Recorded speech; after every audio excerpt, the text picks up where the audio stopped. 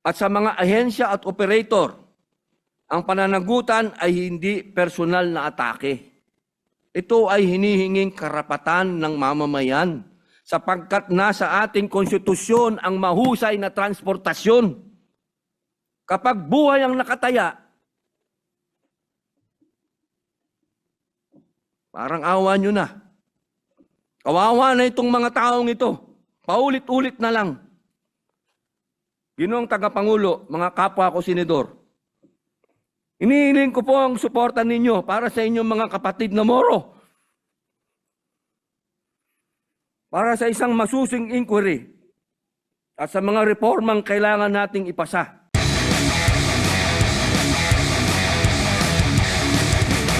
A'udhu billahi minasyaitanir rajim. Bismillahirrahmanirrahim. Alhamdulillah rabbil alamin. Bismillahi wassalatu wassalamu ala rasulillahi. Assalamualaikum warahmatullahi wabarakatuh.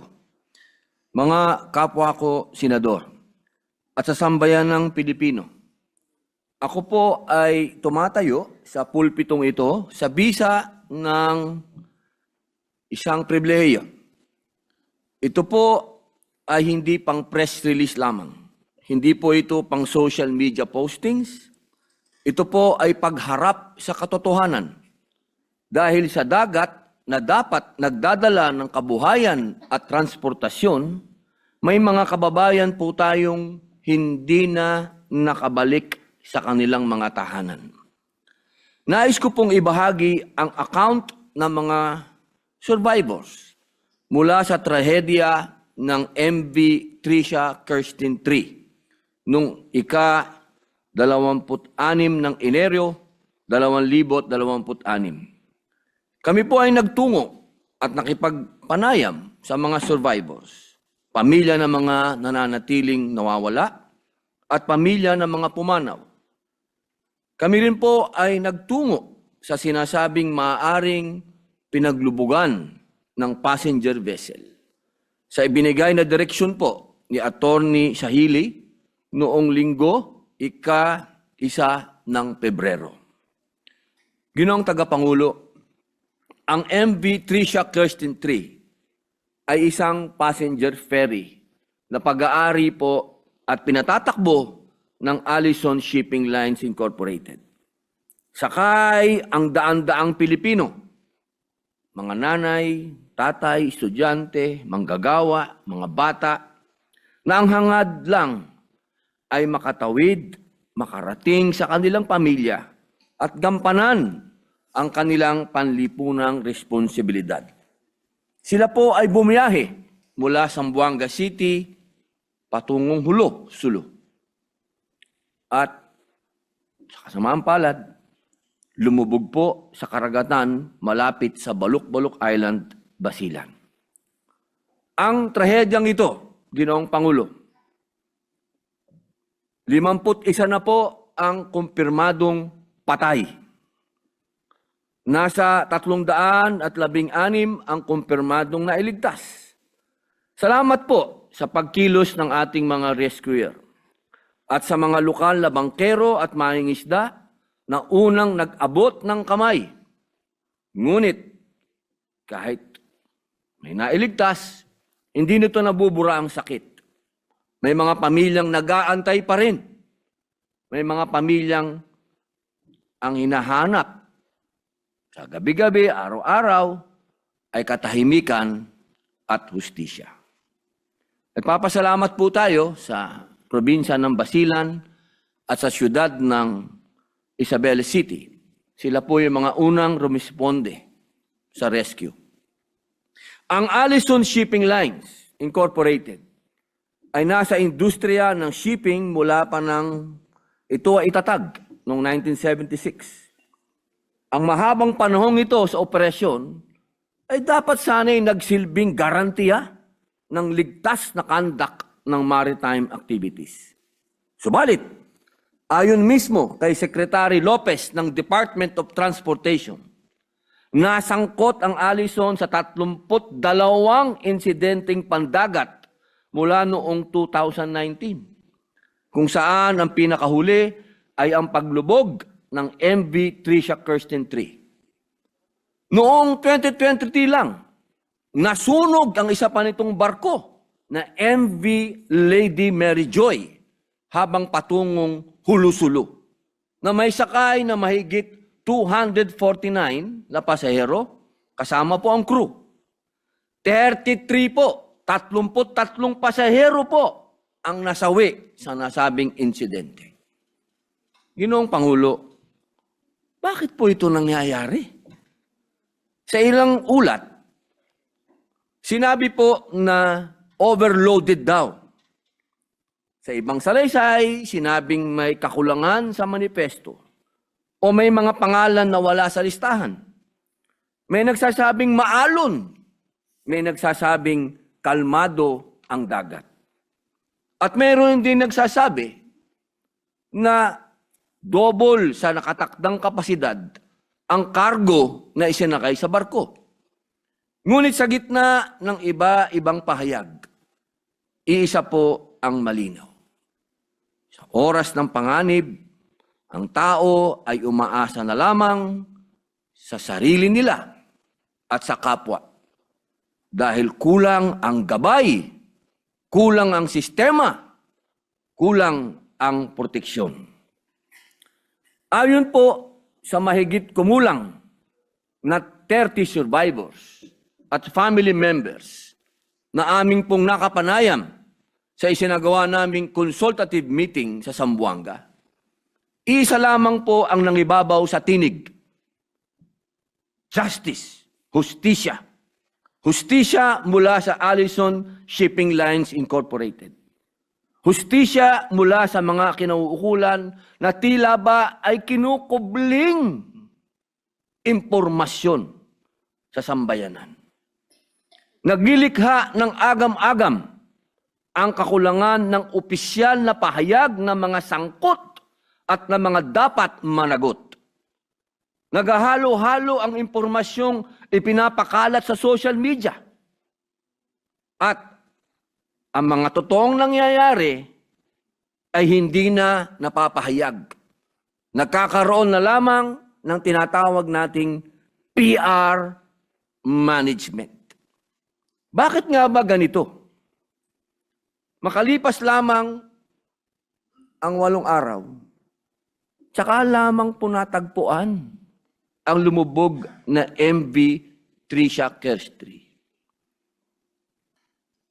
8 araw, 8 days.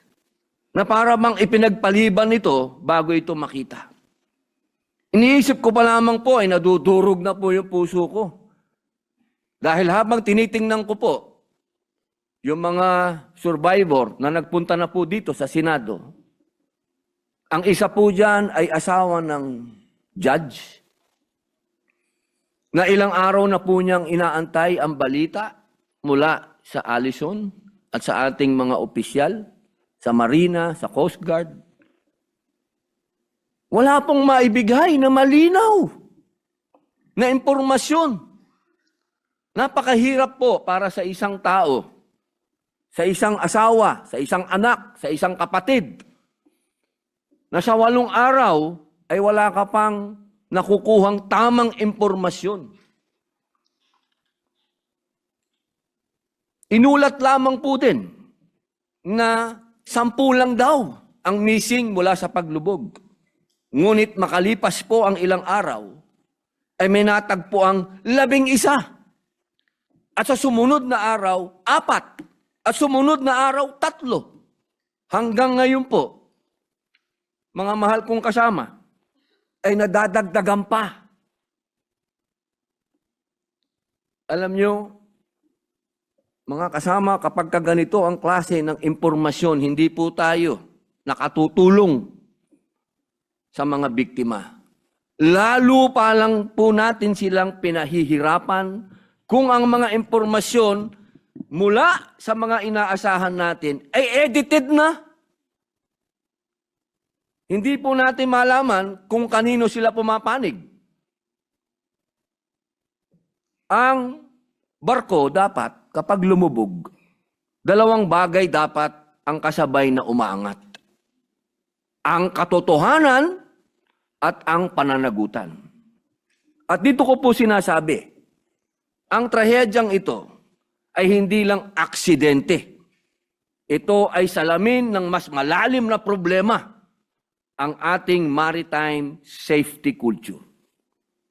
Ang Pilipinas po ay bansang pulo-pulo.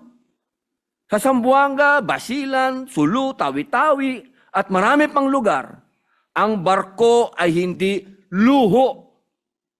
Ito ang tulay ng kabuhayan, pag-aaral, pagdinig sa korte, pag-uwi sa pamilya, kapag ang kalsadang dagat ay hindi ligtas. Araw-araw po tayong naglalaro sa buhay ng tao. Kaya ang tanong ngayon, Ginoong Pangulo, hindi lang bakit lumubog, kundi una, seaworthy ba at maayos ang maintenance ng barko? Dahil meron pong nagsasabi na isang survivor, nung siya ay gumamit ng toilet, nakita niya may tiles sa gilid na parang mahuhulog. Ang ginawa niya, bilang pagmamalasakit, inayos niya yung tiles. Pag-ayos niya ng tiles, nalaglag yung tiles at nakita niyang puro kalawang yung barko. Sana, ang inspeksyon ay lagi pong ginagawa bago ang paglalayag nito. Tama ba ang cargo securing? Sa mga roro, ang sasakyan at kargamento, hindi basta karga. May nagsasabi po na ang laman daw ng barko ay 8 malalaking truck na hindi po ito nakatali ng maayos. Na kapag kumalas, pwedeng magpalipat-lipat ng bigat at magpabagsak, magpalubog sa barko. At ayon po sa mga survivor, dahil po sa paglipat nung weight, nung bigat nitong mga truck na to, lumubog po ang barko, walang 1 minuto, ganong kabilis. Tumagilid, lumubog ng napakabilis dahil sa bigat ng dala. Kumpleto ba at accessible ba ang life vest? Ang sabi po ng mga survivor, ang mga ginamit na life vest po doon ay una, luma. Pangalawa, ay hindi nila malaman kung paano gamitin dahil wala man lang nagpakita kung paano ito isusuot. Di ba sa aeroplano may pinakikita ng stewardess o ng steward kung paano. Doon sa barko, wala po. Bahala ka na. Sumunod, nasaan ng crew sa oras ng emergency? Ang sabi po ng mga survivor, hindi nila makita yung crew. At ang nagsabi pa sa kanila na tumagilid ang barko, hindi po crew kundi Coast Guard. Nasaan ang alarma? Wala din daw pong umalarma. Walang announcement. Walang gabay. Nasaan ang coordination at communication chain para sa rescue? Nung ako po ay naglayag galing ng Nabotas papuntang Kalayaan Island, meron po yan international radio frequency. Na kapag kailangan mo ng SOS, makakatawag ka dun sa frequency na yon na lahat ng barko doon sa paligid maririnig ang distress call. Hindi po malaman kung bakit dumating ang rescue pagkalipas ng 3 oras. Ang lapit lang po ng mga isla doon, ang dami pong barko, fishing vessel sa tabi, hindi po malaman kung bakit hindi nakatawag ng distress call ang kapitan. At ang pinakamahalaga, inuulit ko po, tama ba ang mga ulat na nakarating sa publiko? Bakit hindi nagtutugma ang reports sa personal na kwento ng mga survivor? Ito po ang mga dahilan kung bakit inihain po natin ang Senate resolution na nag-uutos sa naangkop na Senate Committee na magsagawa po ng masusing investigasyon sa paglubog ng MV Tricia Kirsten 3 upang matukoy ang tunay na sanhi, ang mga naging pagkukulang, at ang mga dapat managot. At upang magbunga ito ng konkretong batas at reforma. Nagpapasalamat po tayo ng buong puso, ang mga kapatid niyo pong mga Muslim at Kristiyano, kaming lahat, dahil inumpisahan na po ni Senador Raffy Tulfo ang pagdinig ng kanyang komite ng public services para dito. Sa mga susunod na pagdinig, sigurado tayong sisilipin ng komite ang mga sumusunod. Una, operator at ship management. 2, crew competence at training. 3, marina standards at audit process. 4, PCG pre-departure inspection at onboard safety procedures. 5, port operations at ticketing manifest control. 6, search and rescue protocols at response times. Kung may isang aral na paulit-ulit sa kasaysayan ng ating maritime tragedies, ay ito.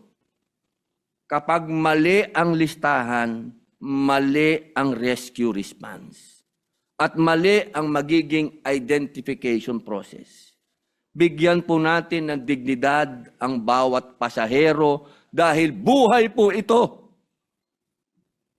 Meron po yan nanay, may tatay, may asawa, may anak, may kapatid, may lolo, may lola, may pamilya. Kailangan natin ng nationwide requirement para sa digital ticketing at real-time manifest verification.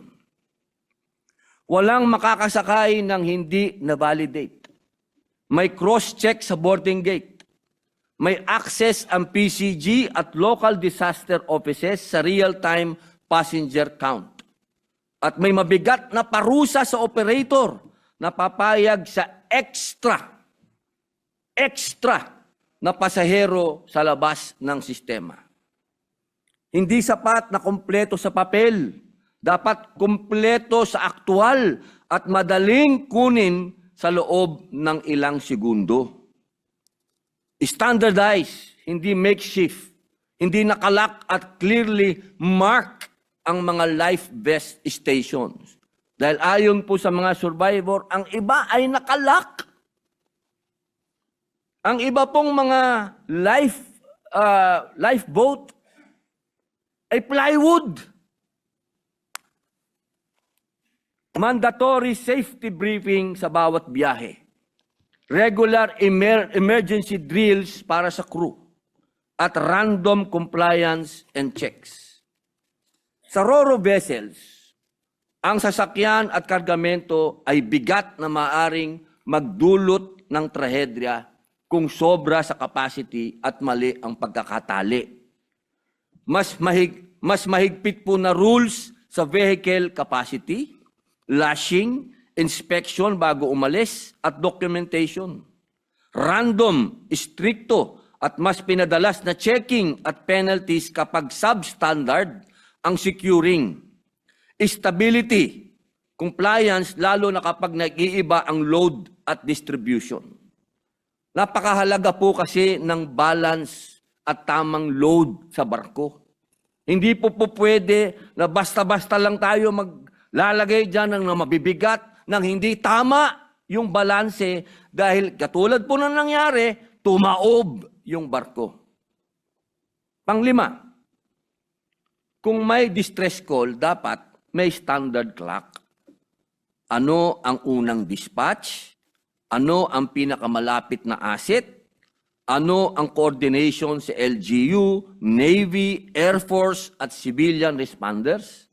Paano ipapaabot sa publiko ang malinaw at structured updates? Hindi po pa iba-iba. Hindi po pwedeng pinaglalaruan po natin ng emosyon ng bawat tao. Hindi po madali ang mag-antay ng balita sa kapamilyang nawawala. Pang-anim, insurance at assistance na makatao. Kung ang minimum insurance ay maliit, mabagal at tadtad ng kung ano-anong pahirap ng dokumentasyon, ang lalong nakakadagdag sa dalamhati ng pamilya ng mga nasawi. Repasuhin po natin ang mandatory passenger insurance coverage. Gawing mabilis, simple at transparent ang claim process. At kung may negligence, hindi dapat insurance lang. Dapat may karagdagang pananagutan. At sana po, wala pong lokohan. Kasi po, doon po sa nangyari, yung ating mga survivor, pumupunta po doon sa Allison at humihingi ng financial support. Dahil siyempre po, galing po yan sa malalayong lugar. Katulad po nung asawa nung judge, galing pa ng Lanao, pupunta doon sa Zamboanga, babiyahe ka. Pagdating doon, kailangan mong hotel, kailangan mo, may mga kasama ka, Muslim po yan. Hindi po pwedeng umalis ang babae ng Muslim na walang kasama. Kailangan, lagi po yan may kasama. Kukuha yan, kakain yan. Eh, nung pumunta po doon sa Allison para humingi ng assistance, pambihira, bibigyan mo ng 10,000. Meron pang isang survivor dyan, nung humihingi ng assistance, bibigyan nga ng pera. Nung tiningnan niya yung pipirmahan niya, yun na pala yun. Kumbaga, yung 10,000 mo, yun na, pumapayag ka na. Yun na yung ano mo. Yun na yung waiver mo na hindi ka na magreklamo. Anong klaseng lukuhan yan? Porket alam nating taga-probinsya itong mga ito, lolokohin natin. Pangpito, safety culture. Dapat pong maisabatas at madiin sa enforcement ang prinsipyong na ang barko ay hindi dapat bumabiyahe dahil pwede. Bagkus bumabiyahe po ito dahil ligtas. Ginoong tagapangulo, ang sakit po ng pamilyang nagluluksa ay hindi lang dahil may namatay. Mas masakit dahil may mga tanong na walang sagot. At kung may sagot man, bulahan. Mas masakit din dahil may pakiramdam na pwede na sanang naiwasan. Ipakita natin po na tayo po rito sa Senado ay narito para sa kanila. Hindi lang para makipagluksa, kung hindi magsaayos. Hindi lang para mag-imbestiga, kundi para mabago ang sistema. Paulit-ulit na po ito. Nagtataka tayo, ba't may nagre-rebellion? Paano hindi magre-rebellion? Patuloy ang pangloloko. Sa sambayan ng Pilipino, ang layunin po ng privilege speech na ito ay public information. Para malaman ninyo ang mga tanong, para makita ninyo ang mga kailangang baguhin, at para malaman ninyo na may mga ginagawa tayong hakbang para hindi na ito muling maulit. At sa mga ahensya at operator, ang pananagutan ay hindi personal na atake. Ito ay hinihinging karapatan ng mamamayan sapagkat nasa ating konstitusyon ang mahusay na transportasyon. Kapag buhay ang nakataya, parang awa nyo na. Kawawa na itong mga taong ito. Paulit-ulit na lang. Ginoong tagapangulo, mga kapwa ko senador, inihiling ko po ang suporta ninyo para sa inyong mga kapatid na Moro. Para sa isang masusing inquiry at sa mga reformang kailangan nating ipasa. Sa pagkakataong ito, gusto ko pong muling pasalamatan si Senador Raffy Tulfo at ang kanyang Committee on Public Services sa agarang pansin sa sakunang ito. Lalo na po ang inyong ibinigay na pagkakataon para makapanayam ang ating mga survivors. Saludo po kami sa inyong dedikasyon para sa bayan. Ginoong tagapangulo, ang dagat ay biyaya. Ngunit kapag pinabayaang maging legal ang kapabayaan, ang dapat na buhay, ang dagat ay nagiging libingan. Hindi na natin ito hahayaan. Huwag po natin itong hayaan. Huwag po natin itong makalimutan. Sa huli, manalangin tayo para sa mga pumanaw. Allahumma gfirli, lahum warhamhum. At para sa mga naiwan at mga nakaligtas na bigyan sila ng lakas, katarungan at kapanatagan. Maraming salamat po, Ginoong Pangulo. Senator, we recognize Senator Joel Villanueva. Thank you, Mr. President. Unang-una po, Ginoong Pangulo, nais kong ipaabot ang ating taus-pusong pakikiramay sa 51 individual na nawala o naging biktima ng kamatayan dito sa isang napakabigat na trahedyang ito. Nais din po nating ipaabot sa ating kasamahan, Senator Robin Hood Padilla, ang ating taus-pusong pakikiisa at in solidarity, Mr. President, and we commiserate with our distinguished colleague and join our distinguished colleague from Bicol region and Nueva Ecija in looking for solutions and answers to a lot of questions that he raised, Mr. President. Saludo po tayo sa kanya, Ginoong Pangulo, sapagkat nung nakaraang linggo ay napag-usapan namin ito on the sidelines, and he actually told me, Mr. President, that he is indeed going to Zamboanga to look into this. Kaya po nagpapasalamat po tayo sa kanya bilang representative ng Senado para ipakita sa ating mga kababayan doon na we are not being remiss of our duties and responsibilities in ensuring, Mr. President, na may karamay po sila. Mr. President, may I just be allowed to ask some clarificatory questions if my distinguished colleague would yield to just 1-2 questions, Mr. President? Opo, isa pong kaligayahan ng ating mga biktima po nito na marinig po ang inyong mga katanungan. Una po, muli babanggitin ko po na sinasamahan ko ang ating kaibigan at kasamahan dito sa Senado sa pagkondena sa napakasakit na trahedya na nangyari sa ating mga kababayan. Nag-a-agree po ako na kung nasusunod ang ating mga patakaran, ang mga batas na naririyan na, hindi naman po siguro nangyari ito, Ginoong Pangulo. Nakakakulo po ng dugo sapagkat ang Pilipinas ay mayroong mahigit 7,100 islands at alam natin na ang paglayag sa barko, ang transportasyon using boats, Mr. President, is a usual and normal transportation being used by our kababayans.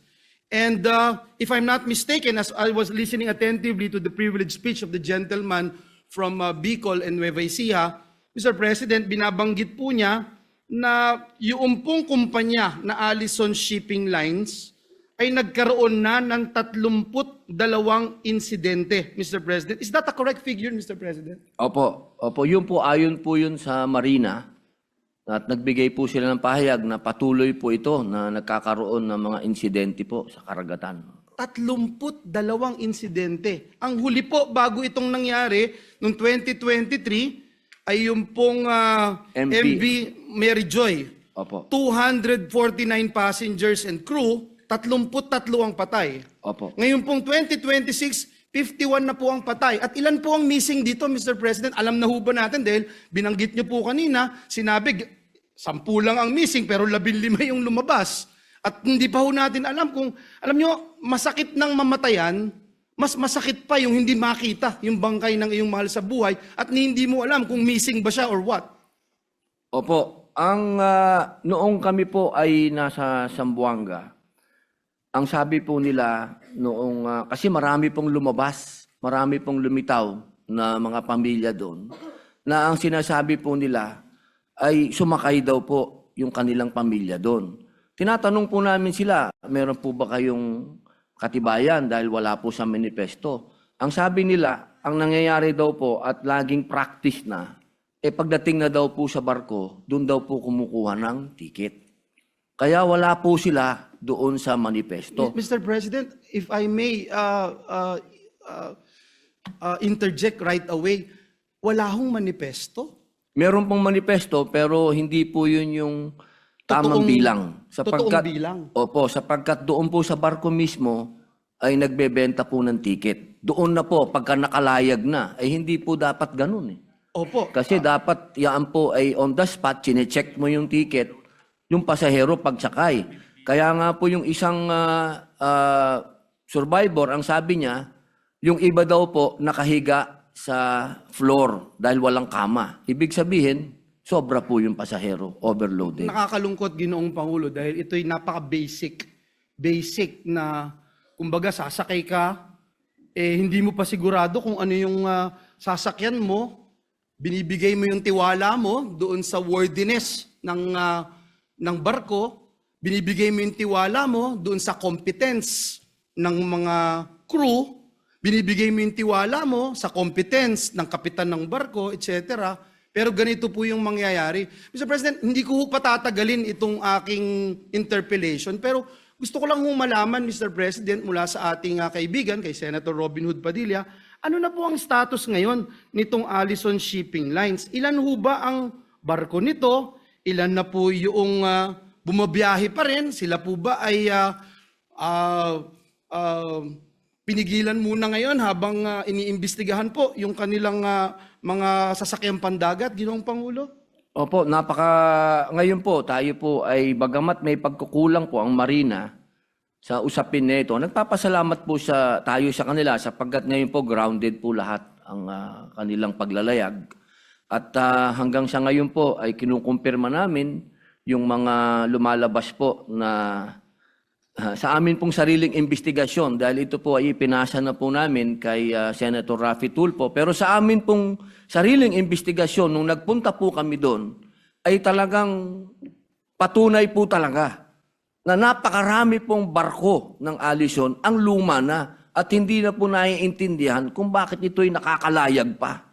Kaya talaga pong kailangan na po talagang busisiin ito dahil yung isa nga pong kwento halos lahat daw po ng, alam niyo po, kapag ka ikaw ay may shipping line, dapat may shipyard ka.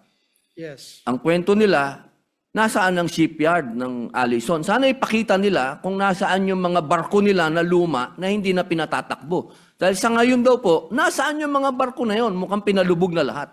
Yun po yung mga kwento na sana ay masagot sa investigasyon po. Dahil tunay po, kaibigan Joel, Senador, Idol, ito po'y napakasakit na para sa ating mga kapatid dahil paulit-ulit at laging buhay po ang kapalit Hindi na po ito pati bata noong doon po sa nangyaring sunog doon sa bago po itong huli. Bata naman po ang nasunog. Hindi po ito biro, ito po'y mga tao, mga kababayan natin. Kaya ako po'y nagpapasalamat at kayo po'y nandyan, Senator kaibigan. Kasama niyo po tayo sa pagtingin at pag-focus dito sa mga gaps na ating nakikita. But these gaps, Mr. President, are very basic. Very basic. 1+1 yun na siguraduhin mong may life vest. 1+1 yun na siguraduhin mong hindi overloading. Sa dami po ng aksidente na nangyari sa karagatan, ang pinaka nakakalungkot, parang pare-pareho lang po yung dahilan kung bakit nangyari. Hindi ko alam, Ginoong Pangulo, sa ating kasamahan, Senator Robin Hood Padilla, kung meron po siya bang impormasyon, datos, as to who or the Marina or whatever agency of the government na gumagawa ng inspeksyon, gaano ka-often, Mr. President, yung pag-inspect o yung pagtingin dito sa mga ship na ito, sa mga naglalayag na barko na ito, annually ba? Per voyage ba? Ito ba ay based on risk profiling, Mr. President? Dahil sa gana ng aking pagkakaalam, Ginoong Pangulo, hindi naman po pwedeng ang iyong barko ay worthy yan forever. Kung sa pag-ibig nga daw, walang forever, di lalo na doon sa barko, Mr. President. At puro kalawang na nga po yung nakita ng mga survivor, Mr. President. Tama po. Yan po yung gusto natin talaga maripaso dito. Sapagkat kung ginagawa po ng Marina ang kanilang mandato, hindi po mangyayari ito. At kung ginagawa din po ng ating PCG ang kanilang mandato, na inspeksyonin yung mga taong sumasakay. Kasi ngayon po, kasama po yan Bawat layag po ng barko, may inspeksyon po yan. Yes. Opo. Yun po yung ating ipinapanukala ngayon, atin pong inilalapit sa komite ni Senator Raffy Tulfo. Dahil kung ginawa nila yung mandato nila, hindi po nangyari ito. Kasi kumpleto na po tayo sa batas Kumpleto na po tayo sa mga alituntunin sa mga mandato, bakit pa ulit-ulit? Bakit merong ganito na nakakapagbenta ka pa ng ticket dun sa taas at nakakapag-overload ka? Yan po yung mga bagay na kailangan sagutin sapagkat ano po ba ang kulang pa? Kapag hindi po ito nasagot kaagad, kasama, alam po nating meron ng under the table na naman dito. Ang usapin dito, nakakalusot-lusutan na naman tayo. Doon na naman ba tayo babagsak? Na kapag may nangyari, hihigpit. Kapag natapos na, nakalimutan na ng taong bayan, naayos na ng insurance, nabayaran na yung mga, okay, balik na naman tayo sa happy-happy. Yan po ang nangyayari. Kaya po sana, ito pong ganap na ito, makagawa po tayo ng hakbang na meron na po talagang managot. Kasi dati po talaga, kaibigan, ang nangyayari kasi walang nananagot na operator. Yun ang problema. Salamat po, Ginoong Pangulo, sa ating kasamahan, Senator Robin Hood Padilla. Nais ko lang po, for the last time, put into the records of this August Chamber, my utmost dismay on this particular issue. I sincerely appreciate the passion and magnanimity of our colleague for bringing this up. And let me also emphasize and add into the mix of discussion, Mr. President, this representation fought very hard for the passage of occupational safety and health standards. It became a law after fighting for it for more than 15 years, Mr. President. I started lobbying for this particular measure when we were all still members of Congress with Senator Risa, Senator Migs, and Senator Win. And we passed this measure when we were also together in the Senate, itong occupational safety and health standards. Hindi pa nga ho ito na pag-uusapan sa mix, Mr. President, because we feel na yung Marina, yung DOTR, kung nagawa nila yung kanilang mandato at kanilang tungkulin, hindi nangyari to. Pero gusto kong idagdag, meron pong Oslo. And in fact, the Department of Labor and Employment issued Department Order number 25225 or the revised implementing rules on occupational safety and health standards in the Philippines. The revised IRR broadens its jurisdiction, Mr. President, to encompass all establishments, projects, and work sites, regardless of industry or location. And under this DO 129 series of 2013, or the rules and regulations governing employment and working conditions of seafarers on board ships engaged in domestic shipping, and of DOLE Department Order number 132, yung labor inspection should cover vessels, Mr. President. And so in the coming hearing, Mr. President, I hope that we will be able to invite representatives from DOLE as to how they are looking into this. How often does DOLE conduct inspection of vessels? And what are identified deliverables? Kasama ho yan sa batas. Ma-identify yung deliverables, especially, Mr. President, the enforcement of the maritime occupational safety and health standards. So I just wanted to put that on record. At siguro yung isa pa, Mr. President, yung dahil dito sa expanded DO 25225, makita at malaman natin mula sa Department of Labor and Employment kung na-harmonize po nila yung kanilang authority with Marina, with Philippine Coast Guard, and other maritime regulators, muli, para ma-avoid yung overlapping and conflicting inspections. Pero gaya ng sinabi kanina ni Senator Robin Hood Padilla, the more inspection, the more na masiguro yung safety, at hindi lang lalayag, kasi pwede, hindi, dapat ligtas. The more na may ganun, mas meron pong peace of mind ang ating mga kababayan na mga bumabiyahe. Bumabiyahe araw-araw. Bumabiyahe para matupad yung kanilang pangarap. Bumabiyahe para makibaka sa mas magandang bukas o sa mas magandang hinaharap ng kanyang pamilya at kanyang mga mahal sa buhay. So yun lamang po, Ginoong Pangulo, at sana makita rin natin yung jurisdictional boundaries between DOLE labor inspectors and flag state or port state control inspections. But the bottom line is, these are basic things that our government agencies should be doing. And muli, we salute our dear brother, our dear colleague, Senator Robin Hood Padilla, and makakaasa po kayo ng ating full support dito sa resolusyon para imbestigahan at kita pa tayo ng mas maayos, mas malinaw na sagot sa problema at sa mga challenges na kinakaharap ng ating mga kababayan. Maraming salamat po, Ginoong Pangulo. Maraming salamat, distinguished colleagues. Maraming salamat.